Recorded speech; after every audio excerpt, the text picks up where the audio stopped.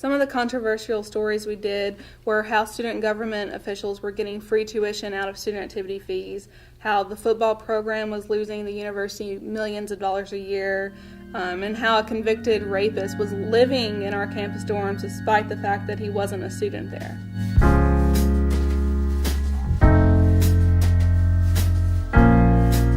I'm Chelsea Boozer. I was editor-in-chief of the Daily Helmsman at the University of Memphis in 2012. One night, late at night, we found out breaking news that a rape happened on campus, and the university hadn't notified us of that.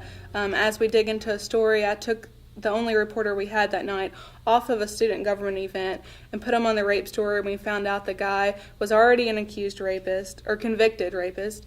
We found out that he was not a student, but he was living in campus dorms for a couple months, and this was all within 100 feet or so of our child care facility on campus. So it was really alarming to us. I wrote an editorial about it saying that the police did a disservice to the whole campus by not letting us know that that guy was roaming around for 16 hours before they caught him, and the university administrators did not like that at all. So the student government president repeatedly said that he didn't like what the campus paper was covering, that we didn't cover what students want, that we didn't relate to students. The morning after the rape, he sent me a text full about how appalled he was we didn't cover his event the night before. So he was very outspoken against the paper.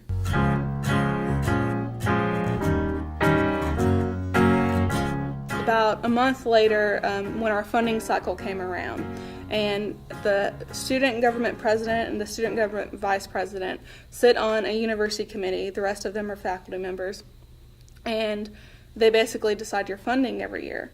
Historically, the Daily Helmsman has received about $75,000. We asked for $80,000 this year. When we get our report back, we got $50,000. So that was alarming. We had never been cut at all, especially not a third of our funding from them.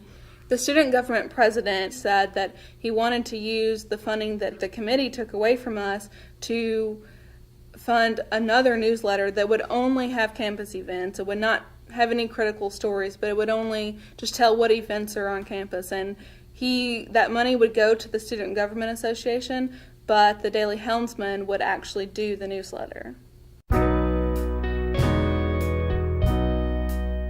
I think that the actions taken against the Helmsman were almost upped one just because I was editor of the paper. I had done a lot of stories since my freshman year. One series that I did was about the Student Government Association, and I uncovered that our campus fees provide their officers free tuition, parking benefits, and stipends. From that point, after I did that series, the student government kind of took a turn towards we're against the paper. Getting our funding from a group that we report on frequently is a huge conflict of interest.